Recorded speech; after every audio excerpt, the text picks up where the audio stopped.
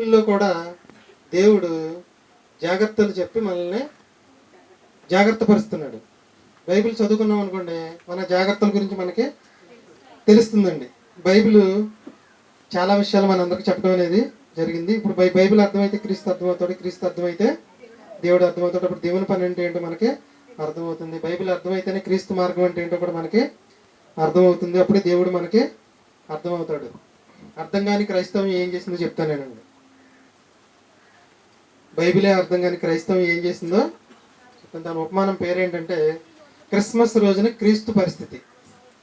Christmas రోజున క్రీస్తు పరిస్థితి. చిన్న ఉపమానం చెప్తే మీకు ఈజీగా అర్థమైంది కాబట్టి ఉపమానం చెప్తున్నాను.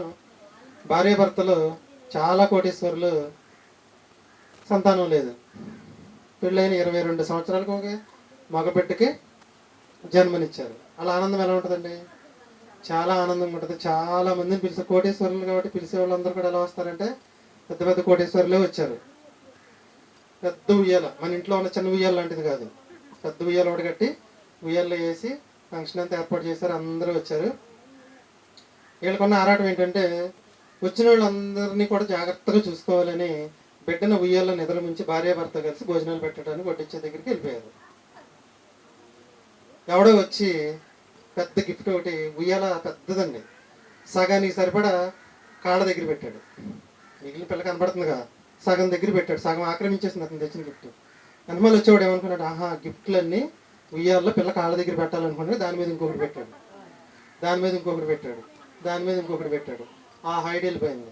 ఈ లోపల ఎవరో అటు ఇటు నడుస్తూ టక్మని తగిలారు. నిదానంగా అలా జారి పిల్లకి మీదకి జరుపుకుంటూ పిల్ల మీదకి వెళ్ళింది. ఇక వచ్చిన వాళ్ళందరూ ఉయ్యాల మీద పెట్టేశారు. ఫంక్షన్ అంతా అయిపోయిన తర్వాత వాళ్ళు వచ్చి చూస్తే పిల్ల చచ్చిపోయింది.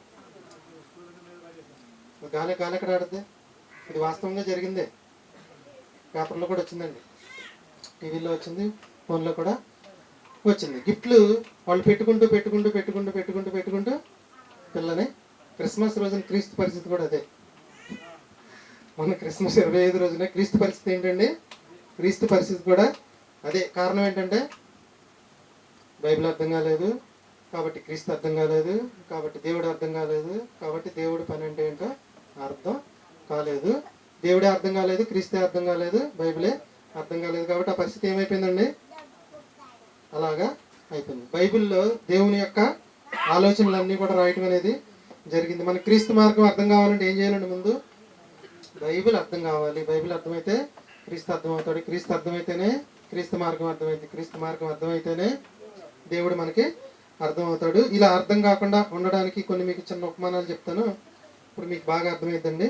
క్రీస్తు మార్గం అర్థం కావాలంటే బైబిల్ అర్థం కావాలి. కాబట్టి బైబిల్ ఖచ్చితంగా అందరూ కూడా నేర్చుకోవాలి. కాబట్టి మనం 10 సంవత్సరాల్లో 66 పుస్తకాలు నేర్పించడం కోసం 2020 నుంచి 2030 వరకు కొన్ని భాగాలుగా నేర్పిస్తున్నాం. మొన్న 24వ తారీఖున పరీక్ష పెట్టడం అనేది జరిగింది. మళ్ళీ జూన్ 8వ తారీఖు 17వ వార్షికోత్సవం రోజున పరీక్ష అనేది జరిగిద్దండి. కాబట్టి మనం అందరం కూడా బైబిల్ నేర్చుకుంటే, బైబిల్ చదివితే ఆటోమేటిక్ ఏమర్థమవుతుందంటే క్రీస్తు అర్థమైపోతాడు. క్రీస్తు అర్థమైందంటే ఆటోమేటిక్ ఎవరు అర్థమవుతారంటే దేవుడు అర్థమైపోతాడు. ఆటోమేటిక్ దేవుడి పని కూడా అర్థమైపోద్దండి.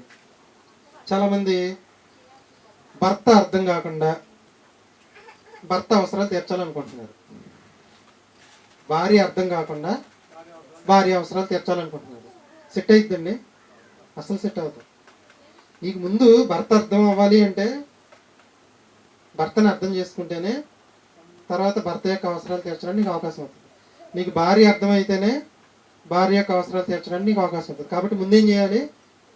భార్య భర్తను అర్థం చేసుకోవాలి, భర్త భార్యను అర్థం చేసుకుంటేనే వారి అవసరాలు తీర్చడం అనేది కుదురుతుంది. అలాగే బైబిల్ అర్థమైతేనే మనం ఏం చేయాలన్నా మనకి అవటం అనేది జరుగుతుంది. దానికి సంబంధించి 2 ఉపమానాలు చెప్తాను ఏంటంటే, ఒక వ్యక్తికి తేలు కుట్టింది. తేలు కుడితే మన లాజర్ గారి దగ్గరికి వెళ్ళాడు. లాజర్ గారి దగ్గరికి వెళ్తే, ఇప్పుడు అప్డేటెడ్ వర్షన్ అమ్మ, అందుకదా డ్రాప్స్ వేసేవాడిని, తర్వాత గుళ్ళు వేసేవాడిని. ఇప్పుడు అప్డేటెడ్ వర్షన్ ఏంటంటే నీకు ఒక ట్యూబ్ ఇస్తాను, ఆయింట్మెంట్ ఇస్తాను, తేలు ఎక్కడ కుట్టిందో అక్కడ నువ్వు ఇంటికి వెళ్ళి రాసి పడుకో అన్నాడు. జాగ్రత్తగా అన్నాడు. తేలు కుట్టింది, లాజర్ గారి దగ్గరికి వెళ్ళావు. అప్డేటెడ్ అమ్మ ముందు ప్రస్తుతానికి నేను అందుకైతే మంత్రం వేసేవాడిని, తర్వాత మీకు గుళికలు ఇచ్చేవాడిని, తర్వాత 3 పూటలు వాడమని ఇచ్చేవాడిని, ఇప్పుడు అప్డేటెడ్ ఏంటంటే చూపిస్తా, తేలు ఎక్కడ కుట్టిందో అక్కడ రాసి పడుకోమన్నాడు. మనోడు వెళ్ళాడు, తేలు ఎక్కడ కుట్టిందో అక్కడ రాశాడు, పడుకున్నాడు. నొప్పి ఎంత కూడా తగ్గల. మన లాజర్ గారి ముందు చాలా బాగా పనిచేస్తుంది, మీ అందరికీ తెలుసు. కానీ తగ్గల. తెల్లవారులు అలాగే భరించాడు. మళ్ళీ తెల్లవారు వెళ్ళాడు, ఏంటంటే తగ్గలేదని ఓ ఏడ్చుకుంటూ వెళ్ళాడు. ఫస్ట్ రోజు వెళ్ళినప్పుడు 2-3 వెళ్ళారు, తర్వాత రోజు 10 మంది వెళ్ళారు తగ్గలేదని చెప్పడానికి. తర్వాత మళ్ళీ అదే చూపించి, అమ్మ జాగ్రత్తగా విను, ఎక్కడ కుట్టిందో నువ్వు అక్కడ వేరే చోట రాసి ఉంటావు అని మళ్ళీ పంపించాడు. మళ్ళీ 24 గంటలు గడిచింది, నొప్పి తగ్గలేదు, కాక ఎక్కువైపోయింది, వాసిపోయింది, సందు వెళ్ళింది, గోళం లేక. మళ్ళీ అడిగాడు, తేలు కుట్టిన దగ్గరే రాశాను. మళ్ళీ అదే చూపించి జాగ్రత్తగా రాయమో తగ్గిపోద్ది అన్నాడు. 3వ రోజు కాలు ఎంత లావు అయిపోయింది, వేసుకెళ్ళారు, మోసుకెళ్ళారు. అప్పుడు లాజర్ అడిగాడంట, అయ్యా ముందు ఎక్కడ రాసామన్నాడండి. మీరు తేలు కుట్టిన దగ్గర రాయమన్నారు కదండి, నాకు తలుపు మడతలో కుట్టింది, 3 రోజులు మడతలోనే ముందు రాశాను అన్నాడండి. తేలు ఎక్కడ కుట్టిందో అక్కడ రాయమన్నాడు, తేలు తలుపు మడతలో కుట్టిందంట, 3 రోజులు తలుపు మడతలో రాస్తున్నాడు కూర్చుంది. చెప్పండి, ఆయన చెప్పింది రైటే, ఈయన చేసింది రైటే. అది బైబిల్ పరిస్థితి అలా ఉంది, క్రీస్తు పరిస్థితి అలా ఉంది. నీకు తేలు ఎక్కడ కుట్టిందో అక్కడ ముందు రాయమన్నాడు. ఈయన తేలు తలుపు మడతలో కుట్టింది కాబట్టి తలుపు మడతలో 3 రోజులు రాశాడు. తగ్గిద్దా? తగ్గదండి. బైబిల్ కూడా అర్థం కాకపోతే దేవుని పని ఇలాగే ఉంటుంది. ఎలా ఉంటుందంటే, ఇప్పుడు తేలు కుట్టిన చోట ముందు రాసినట్టు ఉంటుంది. ఇప్పుడు ఇంకో ఉపమానం చెప్తానండి.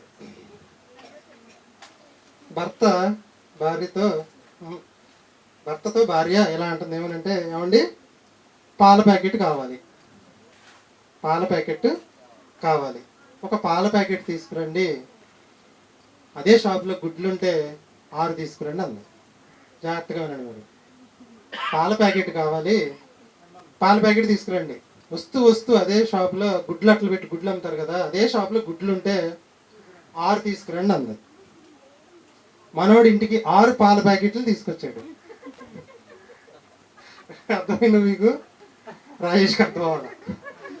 ఏమండి నాకు పాల ప్యాకెట్ కావాలి, ఈ రోజుకి పాల ప్యాకెట్ తీసుకురండి, అదే చేత్తో అదే షాపులో గుడ్లు కానీ ఉంటే ఒక 6 గుడ్లు కానీ ఉంటే 6 తీసుకురండి అంది. మనోడు వెళ్ళాడు, 6 పాల ప్యాకెట్లు తీసుకుని ఇంటికి వచ్చాడు. ఆవిడ చెప్పిందేంటి, ఇటు చేసిందేంటి? ఒక పాల ప్యాకెట్ తీసుకుని ఆ కొట్లో గుడ్లు ఉంటే 6 తీసుకురామని అర్థం. ఈడేం అర్థం చేసుకున్నాడంటే, పాల ప్యాకెట్ తీసుకురమ్మంది, గుడ్లు కానీ ఉంటే 6 తీసుకురమ్మంది కదా, 6 షాపులో గుడ్లు పేర్చున్నాయి కాబట్టి 6 పాల ప్యాకెట్లు తీసుకెళ్ళాడు ఈడు. నీకు అర్థం అవ్వలేదా? చెప్పింది రైటే, అటు చేసింది రైటే, అర్థం చేసుకోవటం పొరపాటు. నువ్వేం చెప్పావే? పాల ప్యాకెట్ తెమ్మన్నావు, అదే షాప్లో గుడ్లుంటే 6 తెమ్మన్నావు కదా, అందుకే నేను 6 పాల ప్యాకెట్లు తీసుకొచ్చాను అంటున్నాడు. గుడ్లుంటే 6 తెమ్మన్నావు కదా, గుడ్లుంటే 6 అంటే ఇప్పుడు ఏమనుకుందంటే 6 గుడ్లు తెమ్మంది. ఈడేమనుకున్నాడంటే, ఆ గుడ్లు ఉన్నాయి కాబట్టి 1 ప్యాకెట్ కదా, 6 ప్యాకెట్లని 6 ప్యాకెట్లు తెచ్చాడు. బైబిల్ అర్థం కాకపోతే పరిస్థితి ఇలా ఉందండి సమాజం. ఓకేనండి. 3వ చెప్తా. భర్త టైం అయిపోతుంది, పనికి వెళ్ళిపోతున్నాడు, బాక్స్లో అట్లు పెట్టన్నాడు, గబగబా బట్టలు వేసేసింది, చట్నీ కూడా పెట్టేసేసింది. ఓ నిమ్మకాయ మొక్క కూడా పెట్టు, చక్కగా నంచుకొని తింటాను అన్నాడు. గబగబా పెట్టేసింది. 10 అవ్వగానే బాక్స్ ఓపెన్ చేయగానే బాక్స్లో అట్లోని చట్నీ ఉంది పక్కన. మామూలుగా మనం భోజనాలు పెట్టుకుని నిమ్మకాయ బద్ద ఉంది కదా, నిమ్మకాయని 2 చెక్కలు కోసి దాంట్లో పెట్టింది. మీకేం అర్థం అవ్వలేదు కదా, మళ్ళీ చెప్తా. ముందు రోజు భార్యాభర్త కలిసి నిమ్మకాయ పచ్చడి పెట్టారు. నిమ్మకాయ పచ్చడి పెట్టండి ఆ రోజు అయిపోద్దండి. అది వారం రోజుల క్రితం ఎండబెట్టారు, కడిగారు, తుడిసారు, ఊరేసారు, ఉప్పు కారం కలిపారు, కారం కూడా కలిపి టేస్ట్ కూడా చూసేసి రాత్రి ఏం చేశారంటే జాడీలో పెట్టారు. పెట్టేసి అట్లు వేసానండి, చట్నీ పెట్టానండి, ఇంకేమైనా కావాలంటే ఒక నిమ్మకాయ ముక్క కూడా పెట్టి నంచుకుని తింటాను అన్నాడు. ఈయనేమనుకున్నాడు, రాత్రి పచ్చడి పెట్టాం కదా, ఆ నిమ్మకాయ బద్ద పెడతాను అనుకోండి. ఈవిడి నిమ్మకాయని కోసి 2 ముక్కలు పెట్టింది. ఇంకా భర్త ఎవరు అనుకున్నారు? నేనే. భార్య ఎవరంటే మా ఆవిడ. దగ్గర అరగంట సేపు నవ్వుకున్నా స్కూల్కి వెళ్ళి. నిమ్మకాయ మొక్క ఏం చేసుకోను? నేను చెప్పింది రైటే, ఆవిడ చేసింది రైటే. ఫోన్ చేసి నిమ్మకాయ ముక్క పెట్టావా అంటే పెట్టానండి, కాయను 2 బద్దలు కోసి మరీ పెట్టానండి. ఇంటికి వచ్చిన తర్వాత చెప్తే ఆవిడ అరగంట సేపు నవ్వుకుంది. నేను ఏం చెప్పాను, రాత్రి నిమ్మకాయ పచ్చడి పట్టుకున్నాం కదా, పోతే ఏమవుదండి, ఏమవుతుంది పోతలే, నిమ్మకాయ పచ్చడి రాత్రి పట్టుకున్నాం కదా, మొక్కయమంటే ఆవిడ నిమ్మకాయని కోసి చెక్కలు పెట్టేసింది వాటిల్లో. అంటే మీకు ఇవన్నీ ఎందుకు చెప్పుకొచ్చానంటే అర్థం చేసుకోవడం. కాబట్టి మీకు బైబిల్ అర్థమైతేనే, ఒకసారి ఫ్యాన్ ఆపితే దాన్ని పీకేయచ్చు, ప్రసతాన్ని. బైబిల్ అర్థమైతేనే క్రీస్తు అర్థమవుతాడు, క్రీస్తు అర్థమైతేనే దేవుడు అర్థమవుతాడు, దేవుడు అర్థమైతేనే దేవుడి పని అర్థమవుతుంది. 2F ఆర్పి. ఓకే, వీణోది లాగేయమ్మా, వద్దు తీసే, వద్దు వేసుకుంటాను, వద్దండి సరే వినండి, అయిపోద్దండి. 12:28 అయిపోయిందని ముగించేద్దాం. ముగింపు భాగం అండి ఇది. క్రీస్తు అర్థం కాకపోతే ఏం అర్థం అవుతుందంటే క్రీస్తు మార్గం అర్థం అవుతుంది. క్రీస్తు మార్గం అనేది మనకి అర్థం అవుతుంది. క్రీస్తు మార్గం అర్థం అవడం గురించి ముగింపు భాగంలో నేను ఈరోజు సాయంకాలం చెప్తాను. ఈరోజు చెప్పేది ఏంటంటే మీకు క్రీస్తు ఎలా అంగీకరింపబడ్డాడు, యేసుక్రీస్తు పరలోకానికి ఎలా అంగీకరింపబడ్డాడు. హెబ్రీయులకు రాసిన పత్రిక 5:7 ముగించేస్తున్నాం. హెబ్రీయులకు రాసిన పత్రిక 5:7.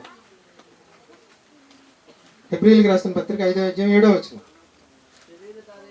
ఈ రెఫరెన్స్ మాకు తెలియదండి, ఎన్నిసార్లు చదువుకోలేదంటారు మీరు. ఇప్పుడు అర్థమయ్యేటట్టు చెప్తాను నేనండి. మీరు హెబ్రీయులకు రాసిన పత్రిక 5:7. యేసుక్రీస్తు శరీరధారి అయిన దినములలో మహారోదనంతోనూ కన్నీళ్లతోనూ తన మరణం నుంచి రక్షింపగలవానికి ప్రార్థనలు యాచనలు సమర్పించి భయభక్తులు కలిగి ఉన్నందున ఆయన అంగీకరింపబడెను. ఈ రెఫరెన్స్ చదువుకున్నాడు, మనం బోల్డ్ సార్లు చదువుకున్నాం. ఇప్పుడు ముందు చెప్పిన ఉపమానాల్లాగా అర్థం అవ్వలేదు ఇది. ముందు చెప్పిన 3 ఉపమానాల్లాగా అర్థం అవ్వలేదు. యేసుక్రీస్తు ఎలా అంగీకరింపబడ్డాడు? 33.5 సంవత్సరాల్లో కన్నీళ్లు రోదన. ఏ రోజు సుఖం లేదంటండి జీవితంలో. అమ్మాయి ఏమంటది, నా కొడుకు ఉంటుంది, నానేమంటాడు, నాకు పుట్టలేదు అంటాడు. ఎలా ఉంటుంది చూడండి ఇంట్లో పరిస్థితి, ఒకసారి ఆలోచించుకోండి. చాలా దారుణాతి దారుణంగా ఉంటుంది, చాలా దారుణాతి దారుణంగా ఉంటుంది. 2 సంవత్సరాల వయసులో భార్య భర్త కలిసి వేరే చోటకి వెళ్ళిపోవాలి, ఎందుకంటే చంపేస్తారు. వీడింటారు, వీడు పుట్టిన కాడి నుంచి నాకు తగలాటం అనుకుంటాడు తండ్రి అని కూడా. మళ్ళీ వెళ్ళిపోయిన తర్వాత మళ్ళీ కొంతకాలానికి మళ్ళీ వస్తారు. తీరా చూస్తే దేవాలయం దగ్గరికి వెళ్తే నేను నా తండ్రి పని మీద ఉన్నానంటాడు. చూసే వాళ్ళందరికీ ఎలా ఉంటుంది, ఎలా ఉంటుందండి? మిగిలిన సమాజం ఏముందంటే తిండిపోతూ తిరిగిపోతూ ఉంది. గట్టిగా మాట్లాడితే 30 సంవత్సరాల వయసులో ఎలా ఉంటాడంటే మనిషి, మంచి యవ్వన దశలో మొహం మీద ఉమ్మేశారండి, ఇలా తుడుచుకున్నాడు అంతే. యేసుక్రీస్తు ఎలా అంగీకరింపబడ్డాడు? యేసుక్రీస్తు ఎలా దాన్ని 3 భాగాలు చేసుకుందాం మనం. మొదటి భాగంగా మళ్ళీ చదవండి. శరీరధారి అయి ఉన్న దినములలో, అక్కడ మిమ్మల్ని పెట్టుకోవాలి, మనం అంగీకరింపబడాలి కదా. శరీరధారి అయి ఉన్న దినములు అంటే అర్థం ఏంటి? బతుకున్న కాలంలో. శరీరధారి అయి ఉన్న దినములలో మహారోదనతోను కన్నీళ్లతోను. మహారోదనతోను కన్నీళ్లతోను దానికి మనం ఏం చేసుకోవచ్చు అంటే తగ్గింపు. ప్రస్తుతానికి ఉమ్ము కన్నా దారుణమైన మాటలు అనేవాళ్ళు ఉన్నారు. దాన్ని ఏమంటారంటే కత్తిపోటు వంటి మాటలు పలుకువారు కలరు. బైబిల్లో ఉంది కదండి ఇది, మీకు సర్వేశ్వర గారు చెప్పారు ఒకరోజు పాఠం, కఠినమైన మాటలు, కత్తిపోటు మాటలు, రకరకాల మాటల గురించి. ఇప్పుడు ఈయన పరిస్థితి ఏంటి? శరీరధారి అయిన దినముల్లో అంటే మనం జీవించినంత కాలం కూడా ఏదో ఒక శ్రమ వస్తుంది, ఏదో ఒక కష్టం వస్తుంది. ఏం చేయమన్నాడు? మహా రోదనతో. రోదన అంటే చాటుగా ఏడ్చాడంటే అంతే, చేసేదేముంది ఇక. తగ్గింపు జీవితం మనకి ఉంటేనే మనం యేసుక్రీస్తులాగా పరలోకానికి అంగీకరింపబడతాం. తర్వాత కన్నీళ్లతోనంటే కన్నీళ్లతోనూ తన్ను మరణము నుండి రక్షింపగలవానికి ప్రార్థనలను యాచనలను చేసి ఏం చేసేవాడంటే, తండ్రి వీరేం చేస్తున్నారు, వీరు ఎరుగరు కనుక వీరిని, ఫస్ట్ చెప్పండి మీకు 10 నిమిషాలు. తండ్రి వీరేం చేస్తున్నారు, వీరు ఎరుగరు కనుక వీరిని క్షమించండి, వీరిని క్షమించండి, వీరిని క్షమించండి. అయిపోయింది. మనకు కూడా కష్టాలు వస్తాయి, నష్టాలు వస్తాయి, సూటిపోటి మాటలు వస్తాయి. ఏం చేయాలంటే, తండ్రి వాడు ఏం చేస్తున్నాడు, వాడు ఎరుగడు కనుక వారిని. మొదటిది ఏం చేయాలి? తగ్గింపు జీవితం. రెండోది క్షమించడం. మూడోది చూడండి, భయభక్తులు కలిగి ఉన్నందున ఆయన అంగీకరింపబడెను. అసలు ఆయనకి ఎందుకంటే భయభక్తి? దేవుడే కదా.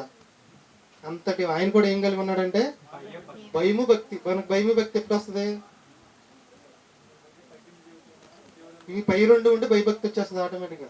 తగ్గింపు జీవితం రెండోది, క్షమించే గుణం ఆటోమేటిక్గా భయము భక్తి ఉంటుంది. భయము భక్తి మనకు ఉందంటే అర్థం ఏంటంటే వాక్య ప్రకారం బ్రతుకుతామండి. వాక్య ప్రకారం బ్రతికే ప్రతివాడు కూడా భయభక్తులు కలిగిన జీవితాన్ని కలిగిన వాడు. యేసుక్రీస్తు ఎలా అంగీకరింపబడ్డాడు పరలోకానికి?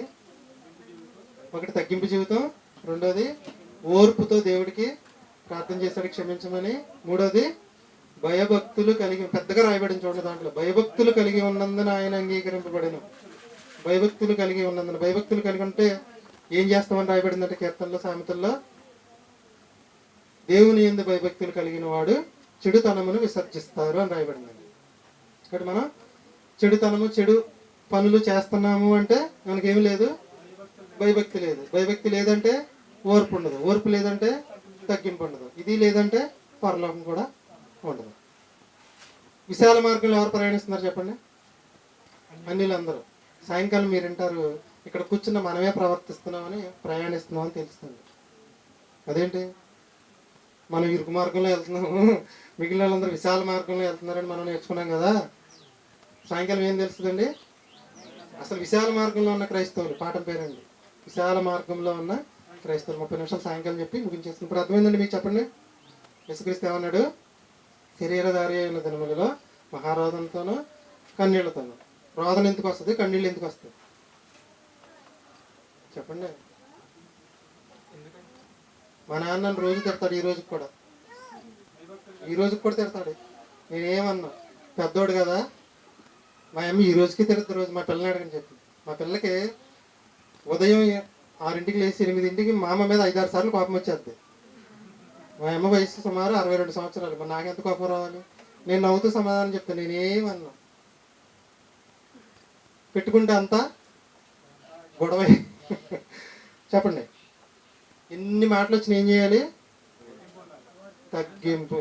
వీరేమి చేయుచున్నారో వీరు ఎరుగరు కనుక వీరిని క్షమించు తండ్రి అని యేసుక్రీస్తు పలికిన, సెలువులో పలికిన మొట్టమొదటి మాట. యేసుక్రీస్తు చెప్పిన మాటలన్నిటికి కూడా ఆ ఒక్క మాట మనం నెరవేరిస్తే మొత్తం అన్నింటిని కూడా నెరవేర్చేసి, వీరేం చేయుచున్నారు వీరు ఎరుగరు కనుక వీరిని క్షమించండి. రెండోది ఏం చెప్పాడండి ఆయన?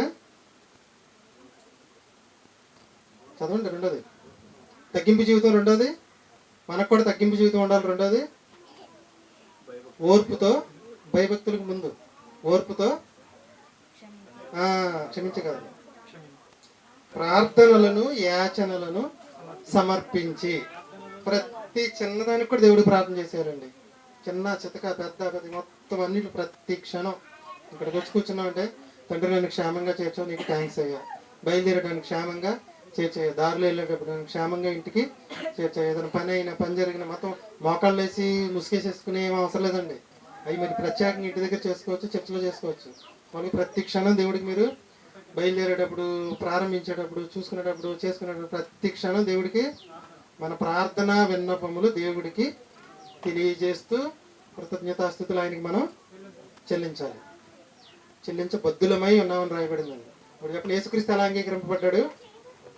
ఒకటి తగ్గింపు, రెండోది ఓర్పు. ఓర్పుతో ఏం చేశాడంటే దేవుడికి ప్రార్థన చేశాడు. ఏమని ప్రార్థన చేశాడు? అయ్యా క్షమించు అన్నాడు. లేదంటే సేనా వ్యవహారాలందరినీ తీసుకొచ్చి భూకంపం కానీ సునామీ కానీ రప్పించడం మొత్తం నాశనం అయిపోతారు.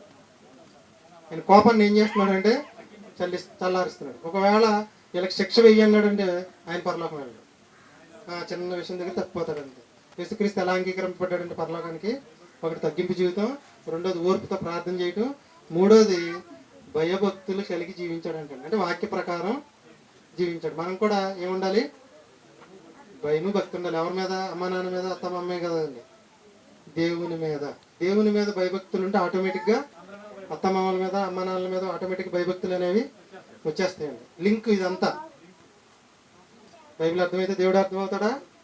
బైబిల్ అర్థమైతే ముందు మనకి క్రీస్తు అర్థమవుతాడు. క్రీస్తు అర్థమైతే ఆటోమేటిక్గా దేవుడు అర్థమవుతాడు. అర్థం కాకపోతే మా ఆవిడ నిమ్మకాయ పొద్దు పెట్టినట్టు ఉంటుంది పరిస్థితి. తేలిగుట్టిన చోట ముందు రాయరన్నాడు, గడపక రాస్తున్నాడు రోజు దరిద్రుడు. ఏం చేయాలండి? ఏమర్థమైంది? కాబట్టి ఈ విధంగా మనం అందరం ఉండాలని కోరుకుంటూ ముగించేస్తాం. 2 పేతురు పత్రిక 2:21 ఎక్కడికి ఇటాలండి. 2 పేతురు పత్రిక 2:21 ముగించేస్తున్నాం. 12:30 అయిపోయింది. 2 పేతురు పత్రిక 2:21 వారు నీతి మార్గమును అనుభవపూర్వకముగా తెలుసుకొని తమకు అప్పగింపబడిన పరిశుద్ధమైన ఆజ్ఞ నుండి తొలగిపోవుట కంటే దాని గురించి తెలుసుకోకుండా ఉండటమే మేలు. ఎందుకంటే మనందరికి 10 శిక్ష అంటే క్రీస్తులోనికి రాని వాడికి ఒక వాత అయితే క్రీస్తులోనికి వచ్చి జీవించిన వాడికి 10 వాతలు అంట. కాబట్టి జాగ్రత్తగా బ్రతుకుతామండి. ప్రార్థన చేసి ముగించుకుందాం. అదేవిధంగా ఈరోజు మనందరికీ కూడా మన కృష్ణ దేవుడు తనను ఆశీర్వదించిన దాన్ని బట్టి మనందరికి భోజనాలు ఏర్పాటు చేయడం అనేది జరిగింది. మన రాజేష్ ఈ రోజుకి రేపటికి స్వీట్లు తీసుకొచ్చాడు. ప్రార్థన చేసి ముగించుకున్నాను. రేపు అదేలే సర్వేశ్వరరావు గారు రేపు తీసుకొచ్చారంటే రాజేష్ రోజు తీసుకొచ్చాడు. ప్రార్థన చేసి ముగించుకున్నానండి. మన మధ్యలోనే సర్వేశ్వరరావు గారు వచ్చి ముగింపు ప్రార్థన చేస్తారు. ముగించేసుకుని రొట్టె ద్రాక్ష రసం తెచ్చావా? రొట్టె ద్రాక్ష రసం కూడా తీసుకుని మనం భోజనం చేస్తాం. అంటే రొట్టె ద్రాక్ష రసం అనేది క్రమం అండి. మొన్న ఆదివారం కుదరదు కాబట్టి మనం తీసుకోలేదు. మొన్న ఆదివారం జరిగిన కొన్ని మైనస్లు ఏమైనా ఉంటే నాకు చెప్పండి, మళ్ళీ నెక్స్ట్ సారి సరి చేసుకుందాం. కొంచెం ఎక్కువ వడ్డించి చేయడం వల్ల కొంత వేస్ట్ అయిందని ఒక మాట విన్నాను. అది అంటే నేనే ఉద్దేశంతో పెట్టానంటే కొంచెమే పెట్టారని బయటికి వెళ్ళి చెప్తారనే ఉద్దేశంతో కొంచెం వేస్ట్ అయినా పర్లేదని పెట్టాను. లాస్ట్లో సర్వేశ్వరరావు గారు అనుభవం ఉన్న ఆవిడ పేరు నాకు తెలియదు, అలా ఆయనకు ఒక్కడికి బిర్యానీ తగ్గిందండి, అందరికి సరిపోయింది. తర్వాత బాక్సులు పెట్టి పంపించాను. సారీ తల్లి ఏమనుకోవద్దు, అందరికీ సరిపోయిందండి, ఇబ్బంది ఏం లేదు. సర్వేశ్వరరావు గారు ముగింపు ప్రార్థన చేస్తే ముగించు.